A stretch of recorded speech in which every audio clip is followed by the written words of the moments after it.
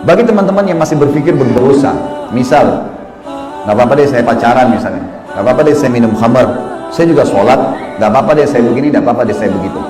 Perhatikan efek buruknya dosa. Yang pertama teman-teman sekalian, kalau seseorang berbuat dosa, hidupnya akan sempit, sumpek. Kalau orang mabuk malam, tidur nih dalam keadaan mabuk, bangun tidur demi Allah sumpek, pasti sumpek. Nggak ada orang bangun gembira habis mabuk tadi malam, nggak ada. Orang habis berzina pasti nyesel, walaupun orang non muslim tuh. Secara fitrah, perbuatan dosa Allah akan jadikan sempit di jiwanya orang itu, walaupun itu orang kafir, sumpek dia.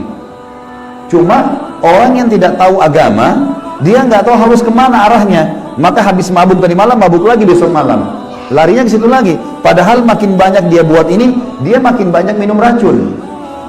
Dosa itu teman-teman seperti segelas racun. Kita tahu itu racun atau tidak, tetap berbahaya. Tapi orang kalau tahu, mematikan. Orang kalau tidak tahu, bertahap, tapi tetap berbahaya buat dia. Dia tidak bisa bilang, wah saya tidak tahu kalau itu racun, maka tidak apa-apa di badan saya. Enggak, pasti tetap berbahaya. Dosa itu seperti itu. Jangan anggap remeh, nggak bisa dimain-mainin ini. Hidup sempit ini akan ada teman-teman. Kata ulama disepakati semua, orang muslim, orang kafir, tahu tidak tahu hukumnya, akan mendatangkan hidup sempit. Hidup sempit adalah sumpek, suntuk, sedih. Tiba-tiba kita merasa sedih sendirian, nggak tahu harus buat apa. Orang-orang yang tidak punya iman, larinya bunuh diri, larinya minum racun, dan seterusnya.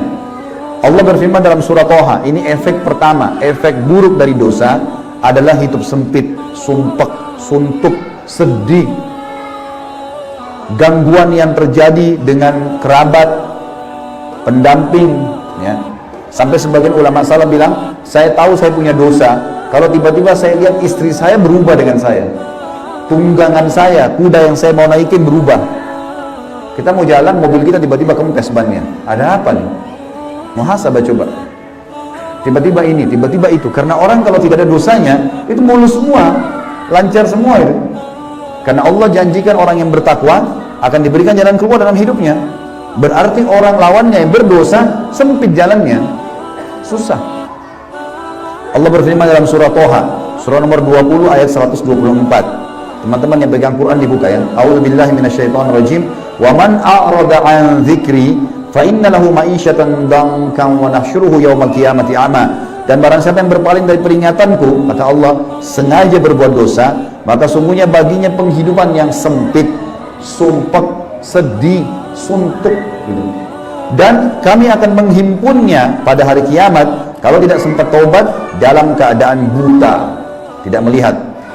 Yang kedua teman-teman, orang yang berbuat dosa dipastikan oleh Allah kalau dia tetap ngotot dalam kesalahannya. Kalau dia tahu itu salah, dia segera bertobat, itu bagus. Tapi kalau dia tidak tahu itu dosa atau dia tidak mau tahu, tetap aja berbuat dosa, maka akan menjadi penyebab kesesatan dan jauh dari petunjuk. Dia makin jauh dari keimanan, jadi nggak bisa khusyuk sholat. Teman-teman di sini maaf yang hadir, kalau masih sholat tidak bisa khusyuk, berusaha nggak bisa khusyuk, coba istighfar kepada Allah. Ada dosa yang mengganjal tuh. Kalau dosa kita sudah dibersihkan teman-teman, kita akan khusyuk sholat, kita akan tersentuh kalau baca Quran, nangis nanti itu. Kalau itu belum terjadi berarti masih ada dosa yang mengganjal. Coba istighfar terus, taubat kepada Allah, karena masih ada yang ganjal.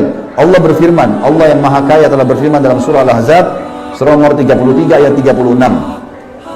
A'udzubillahi minasyaitonirrajim.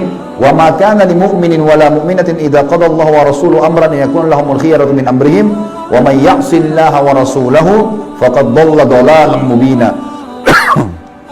Tidak patut, kata Allah, laki-laki yang mengaku beriman dan perempuan yang mengaku beriman apabila Allah dan Rasulnya telah menetapkan satu keputusan, jangan buat dosa, buat ketaatan. Mereka masih punya pilihan lain, mereka masih tetap mau melanggar, nggak mau patuh gitu. Maka kata Allah, barang siapa yang mendurhakai Allah dan Rasulnya, tetap mau berbuat dosa, dia sudah tahu itu dosa, maka sungguh dia telah sesat dengan kesesatan yang nyata. Sulit dia untuk khusyuk, nggak bisa khusyuk, susah. Teman-teman kalau banyak, coba 1 minggu istighfar kepada Allah, tutup kuping, jangan dengar musik kecuali Al-Quran. Coba lakukan itu. Kemudian azan ke masjid, coba tiap hari baca Al-Quran, apalagi Ramadan akan datang, maksimalkan coba dengan itu.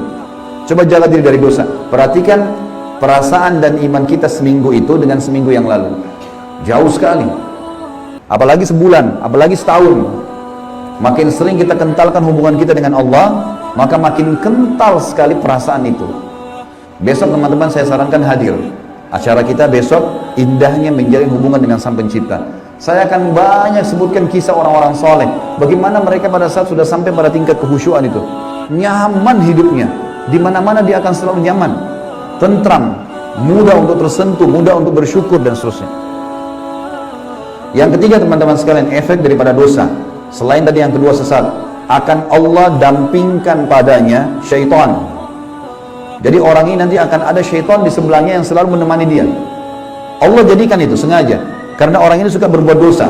Jadi kalau ada orang dari diskotik ke diskotik, dari mabuk ke mabuk, dari zina ke zina, gonta-ganti itu aja program hidupnya, Allah akan dampingkan dia dengan syaitan. Syaitan itu jadi temannya terus. Jadi makin sesat dia, makin jauh. Kecuali dia sendiri segera taubat, berhenti, baru Allah cabut. Allah berfirman dalam surah Az-Zukhruf, surah nomor 43 ayat 36. A'udzu billahi minasyaitonir rajim. Wa may ya'shu an dzikrir rahmani nuqayyid lahu syaitanan fahuwa lahu qarin. Barang siapa yang berpaling dari pengajaran Tuhan yang Maha Pemurah, Al-Quran, maksudnya berbuat dosa, kata ulama tafsir, kami akan adakan baginya syaitan yang menyesatkannya. Maka syaitan itu selalu menjadi teman dan menyertainya. Jadi sudah banyak efeknya, sudah 3. Sumpah ada, sesat iya, tidak bisa khusyuk, kemudian juga syaitan mendampinginya. Yang keempat, terancam masuk neraka, meninggal, tidak sempat taubat, masuk neraka, bahaya.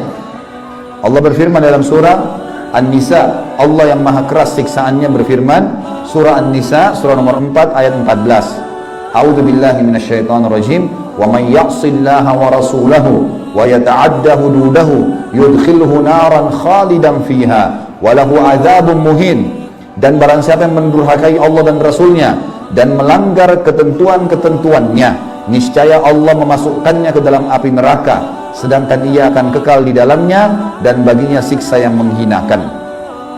Juga teman-teman dalam surah Jin, surah nomor 72 ayat 23 Allah berfirman, A'udzu billahi minasyaitonir rajim, illa balagan minallahi wa risalatihi wa may ya'sillaha wa rasulahu fa inna lahu nara jahannam khalidina fiha abada.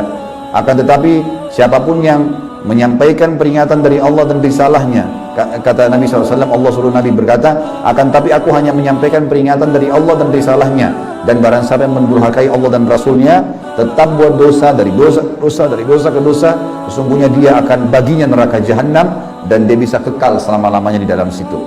Jadi dosa teman-teman sekalian itu Allah sudah buat begini, semua dosa itu sebenarnya dibenci sama Allah, diberikan ancaman yang berat. Zina lah, riba lah, fitnah lah, ngambil barang orang, mencuri lah, mabuk lah, ini semua dosa-dosa teman-teman Allah benci. Allah timpahkan padanya siksaan, nah, diancam, dan dibuat juga oleh Allah. Manusia tidak suka.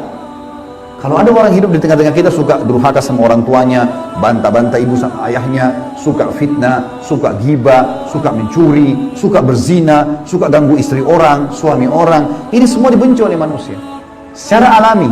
Allah benci, hukumannya berat, dan juga dibenci oleh manusia. Semua ketaatan, jujur, amanah, tanggung jawab, bakti sama orang tua, semua yang baik-baik, sholat, semua ini teman-teman disuka sama Allah, diberikan pahala yang besar, dan juga disuka oleh manusia. Gak ada orang yang rajin ke masjid sholat, orang suka bantu orang susah, senyum kalau ketemu sama muslim, bakti sama orang tua, lalu dibenci sama orang, gak ada. Semua orang suka dia. Maka kita secara alami kalau patuh sama Allah menjadi orang yang baik, buruk maksiat sama Allah jadi buruk. Harus dipahami poin ini.